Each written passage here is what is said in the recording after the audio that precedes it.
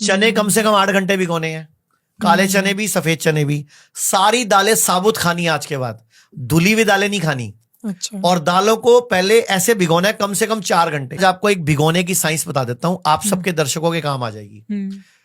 हम बादाम भिगो के क्यों खाते हैं?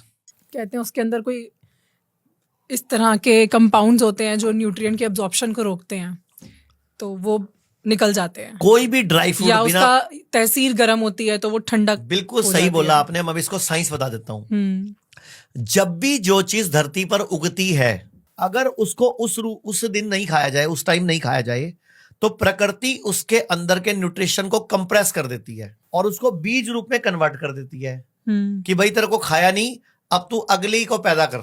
बीज बन गया ना, वो बीज बन गया। तो उसके जो एनर्जी थी कॉम्प्लेक्स हो गई, स्क्वीज फॉर्म हो गई। अब उसको कोई कीड़ा मकोड़ा ना खाए, उसके ऊपर एक एंटी न्यूट्रिएंट की लेयर चढ़ा देती है प्रकृति, नेचर। अब एंटी न्यूट्रिएंट मतलब टॉक्सिन। अब वो बादाम भी है, अखरोट भी है। अच्छा, आपके घर में दाल कितनी देर भिगोई जाती है?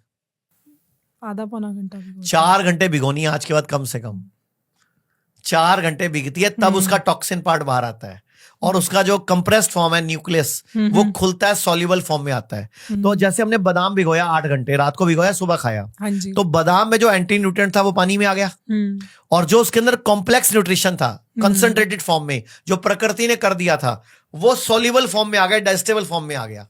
तो हर बीज रूपी वस्तु को भिगो के खाना है। चने कम से कम 8 घंटे भिगोने हैं, काले चने भी सफेद चने भी। सारी दालें साबुत खानी है आज के बाद, धुली हुई दालें नहीं खानी। अच्छा। और दालों को पहले ऐसे भिगोना है कम से कम 4 घंटे। लोग कहते हैं आयुर्वेद गंभीर बीमारियों का इलाज नहीं कर सकता, लेकिन अगर पूरे भारत में कोई गंभीर बीमारी से परेशान है तो आयुर्वेद को ट्राई करने तो आ सकते हो ना, पंचकर्मा करा सकते हो, नुकसान तो कुछ होगा नहीं, लेकिन बॉडी हील कर गई तो जिंदगी आपकी बन जाएगी। और सभी प्रकार के हेल्थ इंश्योरेंस हमारे 120 सेंटरों पर चलते हैं।